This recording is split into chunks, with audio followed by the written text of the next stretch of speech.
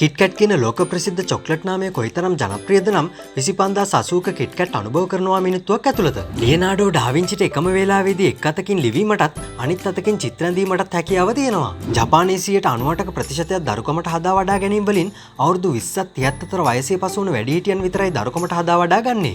ඒකිනුත් පිරිම් පාර්ශ්වය විතරයි හදා වඩා ගන්නේ. කුසගින්නේ සිටින විට හොඳ තීරණ ගැනීමට ඔබ යොමු කරයි. Google search engine මිනිත්තුවක් ඇතුළත මිනිසුන් මිලියන 2.3 වාරයක් මොනවා හරි දෙයක් සර්ච් කරගෙනමයි ඉන්නේ. මිනිසුන් අවුරුදු 4 සිට බොරු කීමට පෙළඹේ. සංගීතය මගින් මොළයට ඇතිවන හානි අලුත් වැඩියා කිරීමට හා අමතක වූ මතකයන් නැවත ගෙන දැක්වීමට හැකියාව තියෙනවා. Instagram එක 2012 දී Facebook ආයතනය විසින් මිලදී ගත්තා.